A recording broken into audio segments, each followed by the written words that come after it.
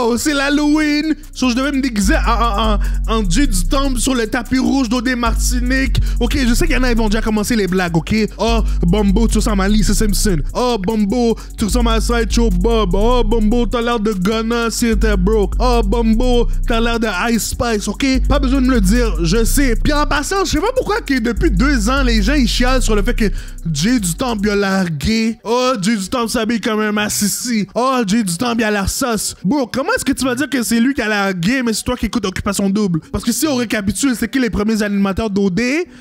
Éric Salvaille, Joël Legendre.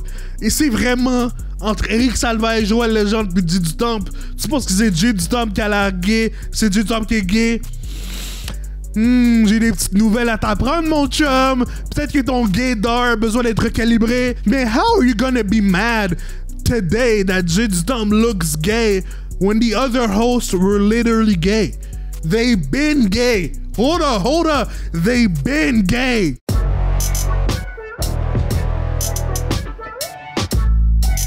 Ok, ça fait un petit bout que j'ai pas posté de vidéo, ok, parce que je me suis fait hacker, mais il fallait que je come back pour assister au flop era d'Occupation Double.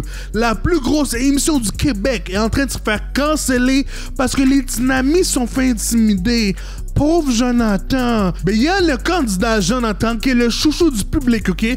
Qui s'est fait backstab par tout le monde dans l'émission. Autant les gars puis les filles, ils ont manigancé pour l'éliminer. Puis 2 semaines plus tard, la même situation s'est produite avec Tommy. Mais vous êtes bien chanceux que c'était pas moi, Jonathan ou Tommy. Je peux te garantir que si c'était moi, j'aurais serré la main à aucun de ces vagabonds. Jonathan, il est trop pacifique, ok? Non! Parce que si c'était moi, il y aurait eu un problème. J'aurais tourné les tables, j'aurais flippé les tables, j'aurais lancé les shakers mixologie, j'aurais vidé les canettes de gourou sur leur lit polysleeve, j'aurais déchiré leurs photos. Puis l'autre là, Félix, qui ferme sa gueule avec son histoire de bro, on t'élimine à cause de la vibe. Est-ce qu'on est à Occupation Double ou Occupation Vibe? Ça va être une élimination au niveau de l'ambiance. Cette décision-là n'est pas une question de couche, je pense que c'est une question d'ambiance.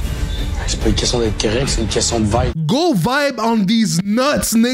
Puis ça me tue cette année à O.D. parce que j'ai jamais vu une émission qui est forcée de faire autant de communiqués de presse pour s'excuser au public. Genre, avant, il y avait peut-être un scandale par saison, puis envoyer un message, ok, au public.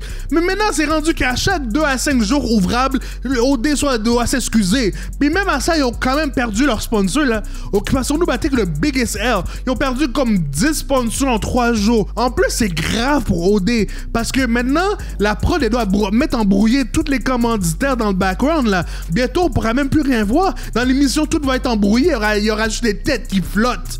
Mais c'est peut-être une bonne leçon pour O.D. parce que genre O.D. le mérite juste un petit peu parce que O.D. c'est le plus gros bag chaser. Occupation Double c'est l'entité médiatique qui fait le plus de placements de produits que j'ai jamais vu de toute ma vie. Puis je suis même pas contre les placements de produits, ok, mais O.D. ils font sans honte, sans gêne. Habituellement dans les films, tu vas voir qu'un personnage va boire un petit Coca-Cola, manger un petit McDo subtilement. O.D. il y en a rien à foutre de tout ce qui est subtil.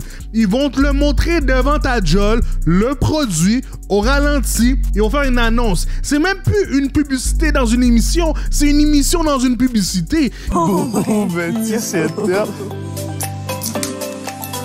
Wow! Oh. Si c'est pas la nouvelle gourou Guayusa. Tu sais déjà que ce gars-là a aucune espèce d'idée c'est quoi un putain de Guayusa. Est-ce que tu peux même épeler Guayusa? Épelle-moi ça, vas-y. Voilà. Avec la gourou Guayusa. Ma gorgée. Hein? Sec. Oh shit. Oh my god. Hey, huge. Wow. C'est vraiment bon. Une clap pour la nouvelle gourou. Stop the cap. Stop the cap right now. Stop the cap. Ils ont shippé de la pizza Salvatore jusqu'en Martinique pour un brand deal. La pizza a même pas l'air bon là, la pizza a l'air dry, la pizza a l'air sec là, dur comme un bloc là. On dirait un jouet Playmobil, on dirait un set de Ikea. On dirait la pizza a été créée dans un 3D printer là, ils ont imprimé ça en 3D là. Le bain est fait en plasticine. Ça c'est même pas pizza Salvatore, ça c'est pizza Sylvain Tremblay. Ils envoient les candidats en date, le gars est en date, ok, il est censé charmer la demoiselle, puis il donne un chandail gourou puis un bucket hat gourou. Comment tu veux que la date soit un succès si le gars est habillé comme un panneau publicitaire? J'en revois va jouer à un jeu pour le fun, ok? Dans cette capture d'écran, combien de placements de produits pouvez-vous me nommer?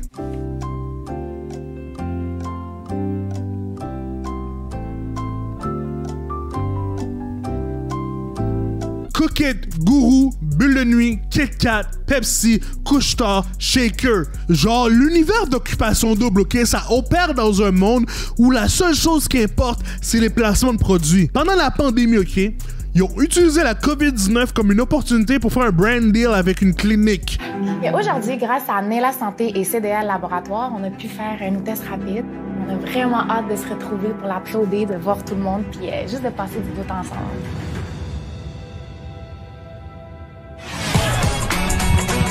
Check-moi des sans honte! Pendant que le monde prenait la COVID au sérieux, les gens faisaient des files d'attente pour avoir un test. People were dying. Mais pour eux, OD s'en fout, c'est money in the bank. They do not care. Ils ont montré la morve, la salive, le snot en gros plan, en slow motion avec la petite musique, comme si c'était cute, comme si c'était un plat coquette. En plus, c'était tellement fake. J'ai jamais vu quelqu'un qui était content de faire un test de COVID. Mais ça reste que la candidate la plus sans honte d'Occupation Double que j'ai vu de toute ma vie, c'est même pas Alanis avec son partnership de SO. Non, non. Personne parle de Alexandra Cosentino. Cette femme-là, le 16 mars 2020, littéralement la semaine que la pandémie avait commencé, elle a fait une promotion sur sa boutique, puis le promo code, c'était COVID-19. Fait qu'un genre 40% de rabais sur tous les produits de la boutique en ligne avec le promo code COVID-19. Ça, c'est un niveau de sans honte, sans parallèle. Zero social awareness, shameless. En plus, vous vous souvenez en 2020 comment la COVID c'était un bail sérieux, mais il n'y a rien qui peut stop un bag chaser. Puis c'est tellement wild que le promo code qu'elle a choisi, c'est le nom d'un virus mortel. T'imagines si Elisabeth Rioux fait une vente de Oka Swimwear, puis le promo code c'est Ebola. Promo code Sida. Promo code hépatite B. En plus, 2 mois juste avant, Alexandra elle a fait un brand deal avec Laxaday. Elle faisait de la promotion pour des laxatifs. C'est la première fois de toute ma vie que je vois un influenceur faire de la promotion pour des laxatifs. Genre, check la pic. En plus, la femme est en sundress, bien cute, en Floride. Tu penses que c'est une photo de voyage. Puis là, tu lis la caption. Elle nous parle de son cax. Literally talking shit. Genre, sans honte. Au moins, donne-nous un petit warning. Mets une photo de toi sur un bol de toilette ou whatever. En plus, dans l'autre photo, t'avais toi des papiers de toilette sur ta tête. Puis là, tu nous parles de ton cax. What is going on? She cannot be serious. Ça tente pas de juste faire des promotions de pizza Salvatore comme tout le monde. En plus, en passant, les laxatifs, c'est vraiment dangereux pour les gens qui sont boulimiques puis qui ont des eating disorder. Mais elle a fait la promotion de ça sur son audience qui est sûrement peuplée de teenage girls. But hey, c'est pour ça que je dis peut-être c'est une bonne chose que OD se fait humble down un petit peu. Mais on s'entend qu'ils ont même pas perdu tous les sponsors. Genre, ils ont encore Shaker Mixology puis Bulle de Nuit. Eux sont restés. Eux, c'est des ride or die. Ils s'en foutent. Intimidation, pas intimidation. Ils vont faire leur publicité. Puis Loki, c'était une bonne chose que comme Gourou a drop OD juste pour la santé des candidats. Parce que yo, on les a jamais vus boire un verre d'eau là.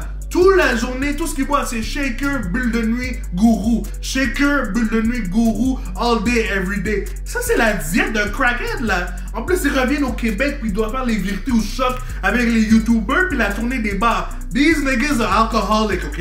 Genre, surtout la dernière saison, comment qu'on les saoulait, leur foie doit être décalissé. Peut-être les petits jeunes de 21, 22 ans, ils vont handle, mais les grands moons de 30 ans comme Jimmy, là, ton métabolisme va jamais s'en remettre. Mais maintenant que le temps est passé, est-ce qu'on peut juste admettre que le Québec a overreact sur la situation d'intimidation à Occupation Double? Hein? Les dynamiques n'ont pas été fins avec Jonathan pis Tommy. Gars, je suis 100% contre l'intimidation, mais de la manière que vous avez traité l'émission, c'est comme si quelqu'un s'était enlevé la vie.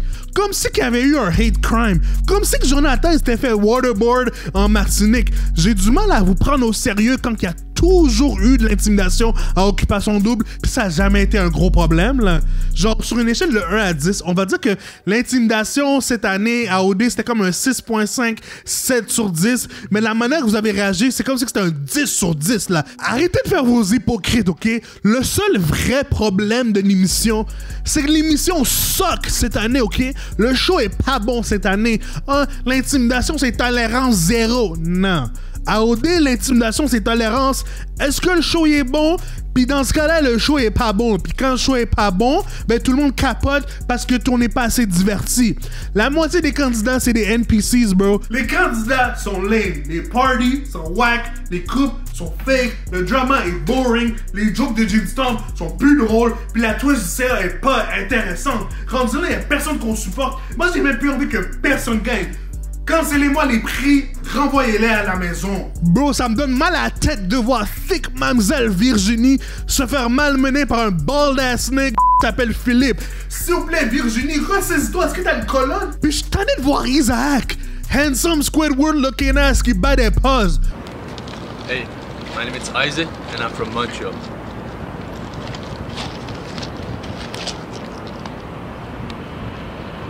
Girl, shut the fuck up. You thought you ate that? Bitch, you... Non seulement il bat des pauses, mais il beat son mythe sur Twitter aussi. En passant, tous ceux qui ont share la vidéo de lui qui se crosse, vous avez des problèmes dans la tête, y'all are going to hell. S'il vous plaît, j'en ai marre d'entendre les chansons de Jimmy. Turn that corny shit off. Il y a 0 bars. On a quitté nos mères pour une aventure unique. Sous le soleil, la Martinique. Hey, yeah. Cut the shit off, bro. I gotta cut the shit the fuck off. What is it? But what is he doing? I don't know. I really don't know. Damn, he messing up my... Ça, c'est le genre de gars qui sort sa guitare pendant les parties pour chanter Wonderwall. J'en ai marre de voir Florence qui nous prend pour des imbéciles, comme si qu'on savait pas qu'elle connaissait tout le monde avant l'émission puis qu'elle avait tout arrangé d'avance. Girl, on te voit. Girl, on sait que tu mens. On te catch une 4K en train de nous mentir. Je suis tanné de voir la Jolle, le Walil plein de botox qui fait les visages à deux faces. Il va aller voir les gars puis dire « Oh, je t'aime, bro, j'ai rien contre toi. » Puis après, il va parler cax dans leur dos. Je suis tanné de voir Clémence au CA. Qu'est-ce que tu fous ici? Tu crisses rien au CA. Va donc rejoindre Jonathan à la maison au lieu de jouer à la décoration au CA. Je suis tanné de Michael. Je suis plus capable de l'entendre parler, bro. Ce gars-là, il parle comme un adolescent qui se fout de tout. Il parle en slow motion. Puis pourquoi est-ce que Félix a toujours l'air d'avoir le QI d'un tas de sable? Ce gars-là a 2 brain cells. Genre, ces histoires de miauler comme un chaton là, bro. Reste tranquille, OK? On n'est pas des furries. Puis je suis plus capable d'entendre les commentaires passifs-agressifs de la team Light Skin. Coralie Maya puis Aïssa, là, vague sur eux. Puis Megan, pourquoi est-ce que vous avez ramené une horse girl dans un dating show qui veut pas date personne puis qui est juste là pour promouvoir sa compagnie? Genre, tous les candidats, c'est pas des vraies personnes, OK? Genre, on dirait qu'ils ont été créés dans un laboratoire juste pour faire OD. Puis j'ai rien contre eux en tant que personne avec leur personnalité, personnellement, OK? Mais as a collective, they get on my nerve, OK? The season sucks, OK? C'est vrai qu'il fallait kick out Isaac puis Philippe, mais ils ont quand même abusé à Occupation Double, OK? Ils ont délai tous les anciens épisodes. Il y a même plus d'épisode la semaine, puis l'épisode du dimanche, t'es rendu une intervention contre l'intimidation. Le genre de bail que tu fais dans une école primaire, c'était tellement une perte de temps. Je comprends qu'il fallait faire ça, puis que c'était important pour les candidats. Mais ça veut pas dire que nous, on veut voir ça à la télévision, OK? Moi, je vous rappelle qu'on regarde l'émission pour être diverti. J'écoute pas ça pour voir un message d'intérêt public. Mais j'ai un autre champ d'expertise qui est sur la cyberintimidation. On va voir c'est quoi l'intimidation, c'est quoi les critères qui fait que quelqu'un peut se sentir intimidé ou non. Donc, il y a 3 critères. Oh my God, corny, lame, boo, tomato, tomato, tomato, I'm throwing tomatoes. Puis en plus, ils ont même pas montré les contenus juicy. Ils ont pas montré les réactions de Philippe pis Isaac qui se font kick-out. Bon, est-ce que tu réalises qu'ils ont dû appeler leurs parents pour qu'ils viennent leur chercher? Ils ont pas honte? À leur grand âge mûr comme ça. Bro, si Julie Snyder avait dérangé ma mom pour qu'elle vienne me chercher parce que j'ai foutu la merde en Martinique comme si j'étais au secondaire, bro, ça serait la fin du monde. J'aurais jamais fini d'en entendre parler. Elle m'aurait tiré par les oreilles juste pour me ramener. Toi, vraiment, tu es bête, hein? Tu es allé à l'émission. Qui t'a dit même d'aller à l'émission? En plus, t'es allé nous faire honte devant les Blancs et t'as même pas gagné le condo. Bro, un autre mec qui est enragé à Occupation Double, ok? Ils ont vraiment delete Isaac, Philippe et Félix de tous les prochains épisodes. Non seulement ils ont delete leurs scènes, mais ils ont enlevé leurs fiches de candidats, ils ont enlevé leurs photos, enlevé leurs vidéos. On mentionne même plus leur nom dans l'émission. OD est en train de nous gaslight là. Des fois, je suis en train de je me demande si j'hallucine ou est-ce que Félix est supposé être là ou pas? Tu sais comment ils sont même pas forcés à cacher la photo de Félix. Ça, c'est nous prendre pour des imbéciles là, comme si on savait pas c'était qui, comme si on voyait pas. Ça, c'est comme quand Hermione dans Harry Potter, elle avait lagué un Obliviate à ses parents.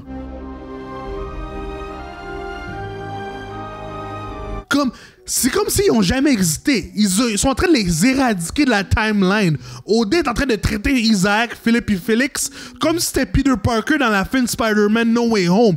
Julie Snyder, elle a fait le sortilège de Doctor Strange juste pour qu'on oublie c'est qui. What if everyone forgot who I was? But this time, make everyone forget who Peter Parker is. Make everyone forget. We'd have no memory of you. It would be as though you never existed.